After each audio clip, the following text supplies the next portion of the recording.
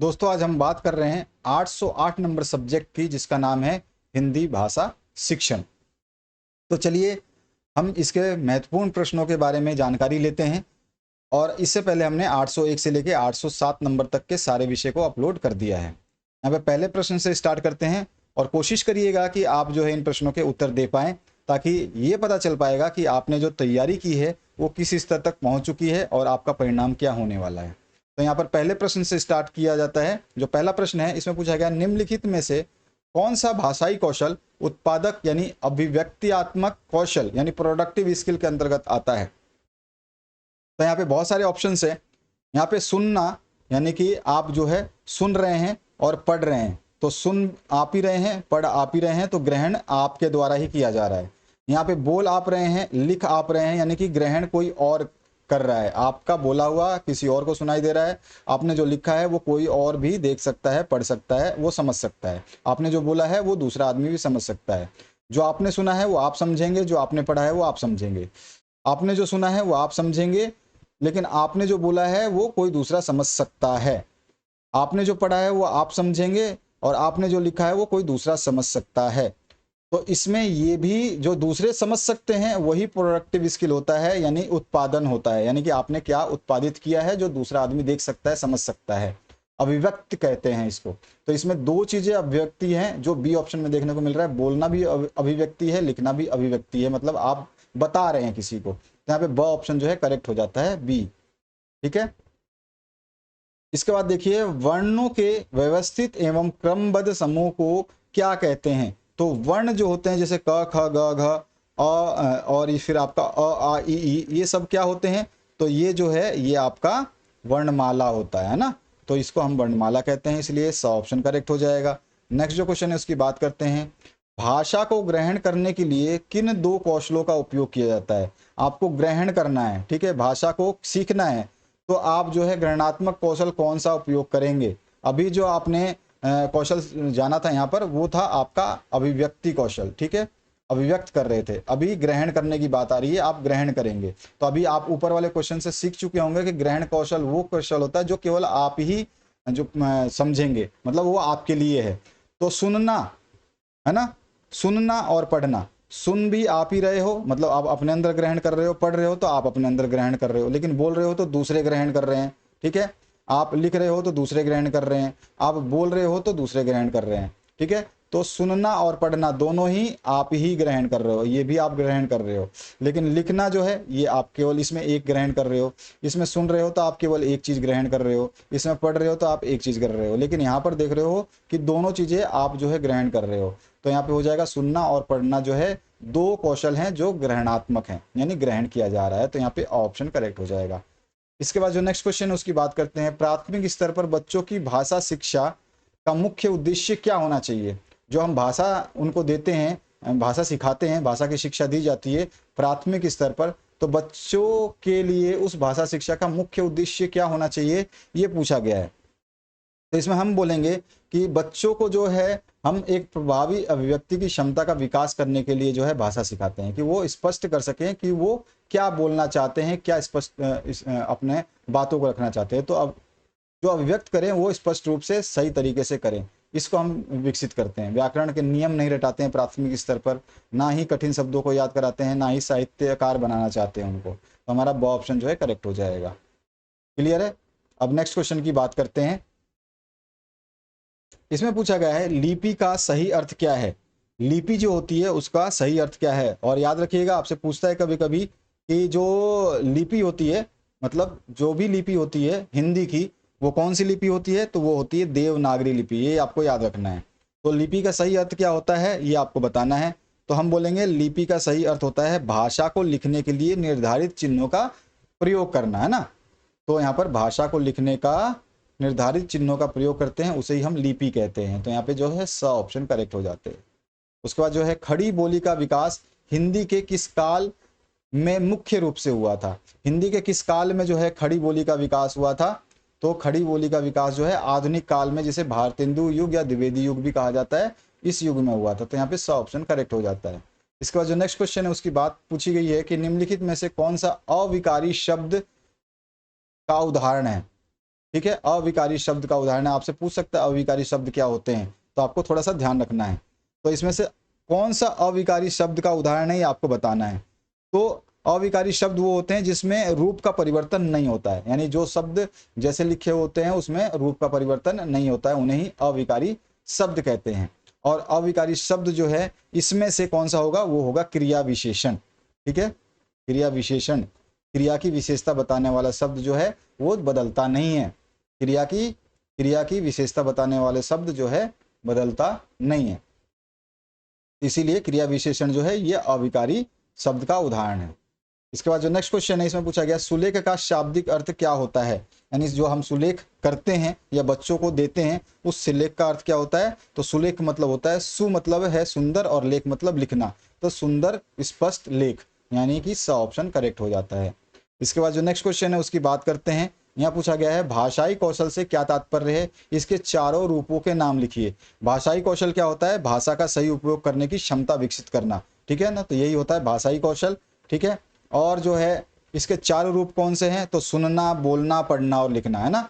सुनना, बोलना, पढ़ना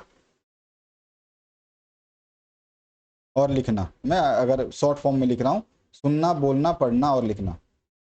इसके बाद जो नेक्स्ट क्वेश्चन है इसको इंग्लिश में नहीं लिखा है मैंने, केवल अपनी आपको समझाने के लिए लिखा है, इसका कोई अर्थ नहीं निकलता है। मैं एस से सुनना, बी से बोलना, पी से पढ़ना, एल से लिखना। इसके बाद जो है मातृभाषा की परिभाषा दीजिए। मातृभाषा की परिभाषा क्या होती है, तो वह भाषा जो बच्चा जन्म से अपने परिवार से सीखता है उसे ही मातृभाषा कहते हैं। नेक्स्ट क्वेश्चन है बोलना यानी मौखिक अभिव्यक्ति कौशल विकास के लिए कक्षा में आयोजित की जाने वाली कोई एक गतिविधि लिखिए कि आप मौखिक विकास कैसे कौशल को कैसे विकसित कर पाएंगे, बोलने को आप कैसे विकसित कर पाएंगे। कोई भी एक गतिविधि जो है आपको बतानी है जो कक्षा में आप उपयोग कर सकते हैं। तो कहानी सुनाना, है ना, या अभिनय करवाना, ठीक है ना। तो इसमें कहानी सुना करके किसी भूमिका में अभिनय करवाना जो है वो सबसे अच्छी विधि होगी जिसमें बच्चा जो है बोलना सीख पाएगा। सुलेख और श्रुत लेख में मूल अंतर क्या है, देखो सुलेख का मतलब अभी मैंने समझा था, सु मतलब सुंदर और लेख मतलब लिखना। सुंदर लेख जो है सुलेख कहलाता है, और श्रुत लेख यानी श्रुत मतलब सुनना और सुन करके लिखना, यानी सुन करके लिखा गया लेख जो है श्रुत लेख कहलाता है। ठीक है, ये मूल अंतर होता है। सुलेख मतलब सुंदर लेख, देख देख करके किसी चीज को सुंदर रूप में लिखना सुलेख कहलाता है, और सुन करके किसी चीज को सुन करके फिर से लिखना जो है उसे हम श्रुत लेख कहते हैं। इसके बाद जो नेक्स्ट क्वेश्चन है महाकाव्य किसे कहते हैं, हिंदी के किसी एक प्रसिद्ध महाकाव्य का नाम आपको बताना है। तो महाकाव्य जो है यह एक लंबा काव्य होता है जिसमें महान कथा होती है। ठीक है, महाकाव्य क्या होता है, महाकाव्य जो है एक लंबा काव्य होता है। साधारण शब्दों में बता रहा हूँ, बाकी इसकी स्पेशल डेफिनेशन पढ़ेंगे तो भी आपको समझ में आ जाएगा। तो महाकाव्य जो है वो एक लंबा काव्य होता है जिसमें जो है महान कथाएं होती हैं। ठीक है, जिसमें महान कथाएं होती हैं। और किसी एक महाकाव्य का नाम लिखना है तो महाकाव्य में आप रामचरितमानस जो है लिख सकते हैं, उसके अलावा और भी बहुत सारे हैं। गद्य शिक्षण के कोई दो प्रमुख उद्देश्य लिखिए। तो गद्य शिक्षण के उद्देश्य क्या हो सकती है, भाषा की समझ विकसित करता है गद्य शिक्षण, ठीक है ना। उसके अलावा जो है विचार की अभिव्यक्ति को जो है क्या करता है, बढ़ाता है, विचारों की अभिव्यक्ति जो है बढ़ाता है, यानी कि एक्सप्रेशन जो आप वर्ड से एक्सप्रेस करना चाहते हैं उसको सुधारता है। प्रत्यय किसे कहते हैं, उदाहरण देकर के समझाना है आपको। तो प्रत्यय किसे कहते हैं ये आपको पूछा गया है। तो प्रत्यय जो है हम कह सकते हैं शब्द के अंत में जुड़ने वाला अंश होता है। ठीक है, प्रत्यय जो है शब्द के अंत में जुड़ने वाला अंश होता है। जैसे कि मैं अभी एग्जांपल दूंगा तो आप समझ जाओगे, जैसे कि खेल और इसमें कर दूंगा प्लस कूद, तो ये हो जाएगा खेल कूद। ठीक है ना, तो ये हो गया अंत में लगने वाला, खेल के अंत में लगा है तो इसे ही प्रत्यय कहते हैं। उपसर्ग इसके आगे लगता, याद रखिएगा, उपसर्ग पूछता तो खेल से पहले लगता, अगर खेल का एग्जाम्पल देता तो। शब्द और पद में क्या अंतर है, उदाहरण सहित समझाइए। शब्द मतलब स्वतंत्र रूप होता है। शब्द क्या होता है, शब्द जो है स्वतंत्र रूप होता है, और पद जो है वाक्य में प्रयुक्त शब्द होता है। ठीक है, शब्द जो है ये स्वतंत्र रूप होता है, और पद जो है वाक्य में प्रयुक्त शब्द होता है। ठीक है, इसका उदाहरण अगर आप लिखना चाहें तो राम, राम क्या है, एक शब्द है। राम जो है क्या है, ये शब्द है। राम जो है ये एक शब्द है। और यहाँ पर अगर मैं इसको वाक्य बना दूं, ये पद बना दूं, तो पद में ये राम उपयोग किया जाएगा, जैसे कि राम स्कूल गया।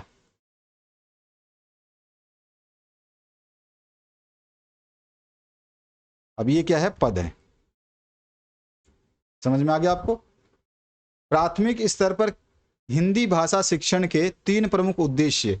प्राथमिक स्तर पर जो हिंदी भाषा हम शिक्षण देते हैं उसके 3 उद्देश्य क्या है, तो भाषा कौशल का विकास करना, अभिव्यक्ति का विकास करना, रुचि उत्पन्न करना, ये सारे उद्देश्य जो हम इसमें लिख सकते हैं। सस्वर वाचन से क्या से है, इसके प्रमुख तत्वों पर प्रकाश डालिए। ठीक है, तो सस्वर वाचन का मतलब क्या होता है, आवाज के साथ पढ़ना, तेज तेज पढ़ना। ठीक है, और इसके प्रमुख तत्व क्या हो सकते हैं, तो उच्चारण, गति, भाव और विराम, ये सारे के सारे इसके प्रमुख तत्व हैं। स्वस्वर वाचन करोगे तो आप उच्चारण किस तरह से कर रहे हो, आपकी गति कहाँ पे स्लो और कहाँ पे फास्ट होनी चाहिए, या कहाँ पे ऊंची कहाँ पे नीची होनी चाहिए, भाव कैसा होना चाहिए, विराम कहाँ पे आपको लगाना है, ये सारी चीज़ें होती है। तो उच्चारण, गति, भाव और विराम जो है इसके तत्व हैं। प्राथमिक कक्षाओं के लिए बाल गीतों या कविताओं का संकलन करते समय शिक्षक को क्या सावधानी रखनी चाहिए। जब प्राथमिक कक्षा में आप बाल गीत का आयोजन करेंगे या कविताओं के लिए आप कोई कविता छांटेंगे, संकलन करेंगे, तो शिक्षक क्या क्या सावधानियां रखेगा, तो हम बोलेंगे कि जो बाल गीत हो, कविता हो, वो सरल होनी चाहिए। ठीक है ना, उसकी भाषा सरल होनी चाहिए, रोचक विषय पर आधारित होनी चाहिए। ठीक है, बच्चों के स्तर के अनुसार होना चाहिए कि बच्चे कौन सी कक्षा के हिसाब से हैं उसके हिसाब से। बालाघात किसे कहते हैं, इसके नियमों को संक्षेप में समझाइए। ठीक है ना, तो बालाघात यानी कि स्ट्रेस होता है, और शब्द के किसी भाग जो आपका शब्द के किसी भाग पर जोर देना जो है ना, वो क्या होता है, बालाघात होता है या बलाघात होता है। ठीक है ना, शब्द के किसी भाग पर जोर दिया जाता है। ठीक है, ये क्या होता है, इसका जो गड़बड़ी क्या होती है, ये जो है अर्थ बदल कर रख देता है उस शब्द का, मतलब अर्थ, शब्द के अर्थ को बदल देता है। इसका बाद जो नेक्स्ट क्वेश्चन है, गद्य पाठों में कठिन शब्द का अर्थ स्पष्ट करने के लिए विलोम शब्दों या वाक्यों का प्रयोग की क्या भूमिका होती है, ये आपको समझाना है। तो हम बोल सकते हैं कि जो आपका गद्य पाठों में जो हम ये सब करते हैं, अच्छा एक और क्वेश्चन है आपका, उसको भी हम देख लेते हैं एक बार, ये क्वेश्चन क्यों नहीं है इसमें। हाँ, तो ये क्वेश्चन है, कक्ष वार्तालाप का आयोजन करते समय एक शिक्षक के रूप में आप क्या सावधानियां बरतेंगे। जब आप कक्ष में वार्तालाप का आयोजन कर रहे हैं, यानी आपस में बातचीत करने का आयोजन कर रहे हैं, तो आप क्या क्या सावधानियां बरतेंगे, तो सभी बच्चों को अवसर देंगे। सबसे बड़ी बात है कि सभी बच्चों को अवसर देना आवश्यक है। ठीक है, उसके अलावा जो है सरल भाषा का प्रयोग करेंगे, जितने भी भाषा वहाँ पे प्रयोग की जाएगी सरल से सरल प्रयोग की जाएगी, ताकि जो है उनका समझ जो है वो आसान हो सके, उनको समझाने में ये चीज़ें आसान हो सके। और सकारात्मक वातावरण रखेंगे। ठीक है ना, गलत सलत वर्डों का उपयोग नहीं करेंगे, जो भी वर्ड्स यूज़ करेंगे वो सही उच्चारण के साथ और अच्छा होना चाहिए। हाँ, अब यहाँ पे आते हैं, इस प्रश्न पे थे हम, गद्य पाठों में कठिन शब्दों का अर्थ स्पष्ट करने के लिए विलोम शब्दों वाक्य प्रयोग की क्या भूमिका होती है, ये आपको समझाना है। तो हम बोल सकते हैं कि जो आपका गद्य पाठ होते हैं ना, इसमें क्या होता है कि आपका जो इसमें जो हम विलोम शब्द है इसका उपयोग करते हैं कठिन शब्दों को समझाने के लिए। ठीक है, उदाहरण देते हैं, और वाक्यों का प्रयोग करने का मतलब है हम उदाहरण दे करके स्पष्ट करते हैं कि इसका मतलब क्या है। बच्चों में सुनने की आदत यानी श्रवण कौशल का विकास करने के लिए शिक्षक को क्या उपाय करने चाहिए। अगर उसको सुनने की उसकी जो अधिगम है उसको बढ़ाना है, यानी कि उसके कौशल को बढ़ाना है कि वो सुने बढ़िया तरीके से, तो हम उसको कहानी सुना सकते हैं, ऑडियो सुना सकते हैं, और उससे जो है हम कुछ प्रश्न पूछेंगे तो हमें पता चलेगा कि हमारे प्रश्न को उसने ढंग से सुना है या नहीं सुना है।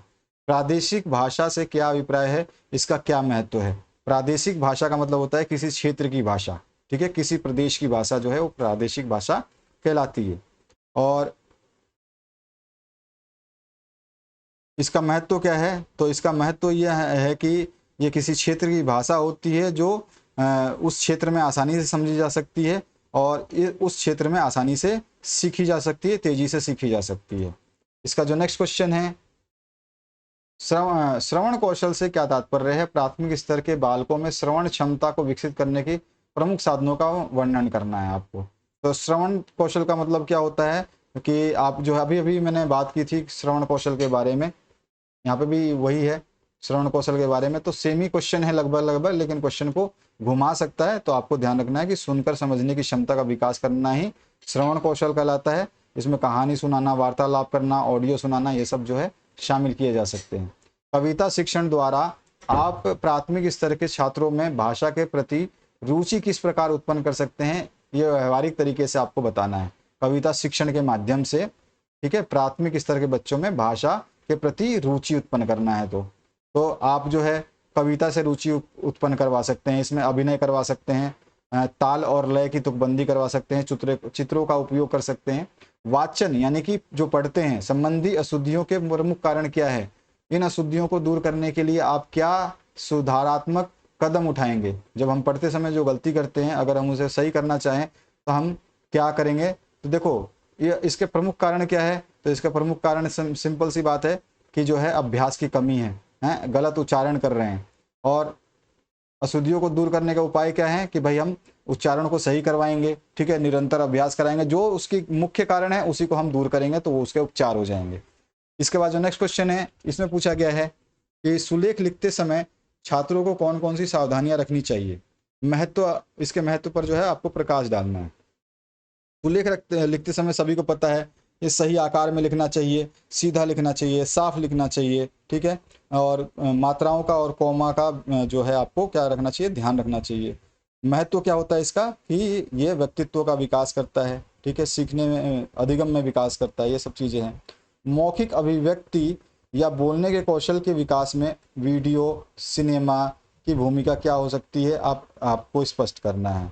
तो आप बता सकते हो कि भाई सीधा सीधा जो है ये बच्चों की बोलने की क्षमता को विकसित कर सकता है, ठीक है। इसमें संवाद जो है उदाहरण दे करके आप संवाद जो है ये उदाहरण हो सकते हैं, भूमिका को उदाहरण से ही समझाना है तो संवाद जो है यानी कि बोलना, ये जो है इसका उदाहरण हो सकता है। मौखिक अभिव्यक्ति तो यही होती है ना।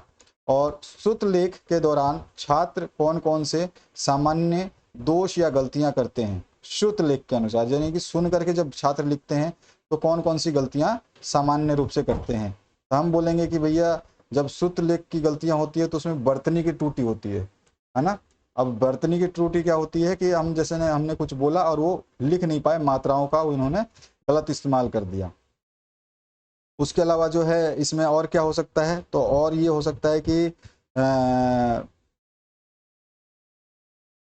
इसमें ये हो सकता है कि आपका जो ये सामान्य दोष है या गलतियां हैं तो वर्तनी की त्रुटि है, या जो है स्पष्ट नहीं लिख पाए, ये एक दो ही गलतियां ज़्यादा से ज़्यादा इसमें श्रुत लेख में सुन करके लिखना है तो उसमें सबसे ज़्यादा वर्तनी की गलतियां ही हो सकती है, ठीक है ना। और इसके उपाय क्या है, यहाँ पे दूर करने के उपाय पूछा गया है। तो उपाय जो है अभ्यास और ध्यान को बढ़ाने का जो हम प्रयास कर सकते हैं। उसके बाद जो है पठन कौशल का अर्थ स्पष्ट करते हुए एक अच्छे पठन की प्रमुख विशेषताएं आपको बतानी है। तो आप बता सकते हो पढ़कर समझने की क्षमता जो है पठन कौशल कहलाता है। और अगर हमें इसकी जो अच्छे पठन की विशेषताएं बतानी है तो इसमें शुद्धता होती है, गति होती है, समझ होती है, ये सब चीज़ें हम इसमें बता सकते हैं। इसके बाद में विकारी और अविकारी शब्दों को परिभाषित कीजिए तथा इनके भेदों को उदाहरण सहित समझाइए। जैसा कि मैं आपको ऊपर बता रहा था, विकारी शब्द जो है बदलते हैं, जैसे संज्ञा होती है ना, संज्ञा जो है विकारी शब्द होता है, संज्ञा वाले जितने भी शब्द होते हैं वो विकारी होते हैं। अविकारी शब्द जो हैं वो नहीं बदलते हैं, जैसे कि क्रिया विशेषण, ठीक है। तो इन सब चीज़ों को आप जो है बता सकते हैं। इसके बाद जो नेक्स्ट क्वेश्चन है, इसमें पूछा गया है पाठ योजना का अर्थ क्या होता है। प्राथमिक स्तर पर हिंदी शिक्षण के लिए पाठ योजना के विभिन्न सोपानों की आवश्यकता है, महत्व को आपको बताना है, ठीक है। पढ़ाने से पहले जो पूर्व योजना बनाई जाती है वही होती है हमारी पाठ योजना, जिसमें प्रस्तावना, प्रस्तुतिकरण, अभ्यास, मूल्यांकन को शामिल किया जाता है। इसके बाद जो नेक्स्ट क्वेश्चन है, इसमें पूछा गया आपसे हिंदी भाषा अधिग्रहण से आप क्या आशय है। हिंदी भाषा सीखने और ग्रहण करने के संदर्भ में कक्षा कक्ष की प्रतिक्रियाओं का वर्णन करना है। तो जो हम बोल सकते हैं कि इसमें देखिए आपका, हमने ये तो समझ लिया पाठ्य योजना कैसे क्या होती है, ठीक है। हिंदी भाषा अधिग्रहण मतलब हम किसी चीज़ को सीख रहे हैं, हिंदी भाषा सीख रहे हैं, उसकी बात हो रहा है। तो जो हम और हिंदी भाषा सीखने का मतलब है कि हम प्राकृतिक रूप से सीख रहे हैं, ठीक है। हिंदी भाषा ग्रहण से क्या से, हिंदी भाषा को हम जो है प्राकृतिक रूप से भाषा सीखते हैं, वही हमारी हिंदी भाषा ग्रहण होती है, मतलब हिंदी में सीखना है। इसमें कक्षा में बातचीत गतिविधियां करा करके जो है इसमें हम इन सभी प्रतिक्रियाओं के द्वारा जो है भाषा सीखने का, ग्रहण करने का प्रयास करवा सकते हैं। व्याकरण शिक्षण का क्या अर्थ है? प्राथमिक स्कूल के छात्रों को खेल खेल में व्याकरण का ज्ञान देने के लिए आप कौन कौन सी गतिविधियों का निर्माण या उपयोग करेंगे, ये आपको बताना है। तो व्याकरण शिक्षण का मतलब होता है भाषा नियमों का ज्ञान कराना, ठीक है। और शब्द खेल हम करवा सकते हैं, वाक्य बनाओ खेल करा सकते हैं, कार्ड वाले गेम खेल सकते हैं। तो इससे जो है आपका व्याकरण का ज्ञान बढ़ेगा बच्चों में। मातृभाषा के वास्तविक स्वरूप पर प्रकाश डालते हुए प्राथमिक शिक्षा में इसके शैक्षणिक और मानसिक महत्व की विस्तृत व्याख्या करनी है आपको। तो आप मातृभाषा के वास्तविक स्वरूप पर प्रकाश डालेंगे। तो मातृभाषा का वास्तविक स्वरूप जो है सीखना आसान बनाता है, मानसिक विकास करता है, आत्मविश्वास बढ़ाता है, ये सब चीज़ें आप इसमें बता सकते हैं। और इसके बाद जो है भाषा की कक्षा में एक सार्थक और समृद्ध भाषाई वातावरण निर्माण करने हेतु आप शिक्षक के रूप में क्या क्या रणनीतियाँ यानी कि उपाय करेंगे, ये आपसे पूछा गया है। तो जो है आप अच्छी पुस्तकों का उपयोग करेंगे, चार्ट का उपयोग करेंगे, संवाद और गतिविधियों का उपयोग कर पाएंगे, तो आपका जो शिक्षण है अच्छा हो पाएगा। इसके बाद जो है नेक्स्ट क्वेश्चन उसकी बात करते हैं। यदि आप नोट्स अभी तक नहीं ले पाए हैं तो आप नोट्स ले सकते हैं, सारे नोट्स उपलब्ध रहेंगे और सभी से आप अच्छी तैयारी कर सकते हैं। कम समय में बेहतर तैयारी के लिए आप जो है नोट्स के माध्यम से इसको कर सकते हैं। इसके बाद जो नेक्स्ट क्वेश्चन है इसमें बात करते हैं हम, ये पूछा गया आपसे, गद्य एवं पद्य शिक्षण में क्या मूल अंतर है? प्राथमिक स्तर पर कविता शिक्षण की प्रमुख शिक्षण विधियों का आलोचनात्मक जो है आपको वर्णन करना है। गद्य और पद्य में क्या क्या अंतर होता है आपको ये बताना है। तो जो गद्य होता है ये सरल और लयबद्ध होता है, ठीक है ना। और इसी तरह से पद में भी आप अंतर बता सकते हैं। गद्य मतलब गद्य क्या होता है, सरल होता है, लयबद्ध होता है, ठीक है ना। और इसमें जानकारी का भाव भी रहता है, मतलब जो जानकारी आपको चाहिए सटीकता से मिल जाती है। और जो पद होता है ना, जो कविता होती है, इसमें गान विधि होती है, यानी कि गा करके कविताएं पढ़ी जाती हैं, इसमें अभिनय करके भी कविताएं पढ़ी जाती हैं। इसके बाद जो नेक्स्ट क्वेश्चन इसमें पूछा गया है, भाषा शिक्षण के लिए वार्षिक योजना प्रारूप से आप क्या समझते हैं? एक आदर्श वार्षिक योजना विकसित करने के प्रमुख चरणों और विशेषताओं को आपको बताना है। तो वार्षिक योजना जो है उसको एनुअल प्लान कहा जाता है, जो पूरे वर्ष के शिक्षण के दौरान शिक्षण के लिए बनाई जाती है। चरण जो है इसमें पाठों का विभाजन किया जाता है, समय निर्धारण किया जाता है, मूल्यांकन के लिए व्यवस्थाएं की जाती हैं। इसके बाद जो नेक्स्ट क्वेश्चन इसमें प्राथमिक स्तर की कक्षा जैसे कि कक्षा 3 में छात्रों को कोई भी एक मनोरंजक कविता पढ़ाने के लिए गतिविधि आधारित एक आदर्श पाठ योजना तैयार कीजिए। तो आदर्श पाठ योजना जब तैयार करेंगे तो आप जो है उसमें कोई भी विषय छांट लेंगे। जैसे सपोज करिए कि आप विषय चंदा मामा, अगर छोटे बच्चे हैं तो चंदा मामा टाइप का जो है विषय ले लेंगे, ठीक है। उसमें परिचय दिखाएंगे, यानी कि चित्र देख करके बच्चों को दिखा करके जो है समझाएंगे, परिचय देंगे हैं। फिर कविता का वाचन करवाएंगे, बच्चों से दोहरवाएंगे, फिर अभिनय करवाएंगे, फिर प्रश्न उत्तर करवाएंगे, फिर उसका परिणाम देखेंगे, मूल्यांकन करेंगे। तो इस तरह से जो है आप इसके प्रश्नों के उत्तर दे सकते हैं। तो आशा करता हूँ कि ये वीडियो आपको समझ में आ गया होगा और आपने बाकी सारे वीडियोस को देख लिया होगा। एग्जाम से पहले जितने वीडियोस हैं उनको पूरे को तैयार कर लो। जितने भी क्वेश्चंस आपने नोट्स लिए हैं तो नोट्स को 3-4 बार पढ़ लो। 90% से ऊपर जो आप स्कोर आसानी से कर पाएंगे। Thank you very much, have a good day.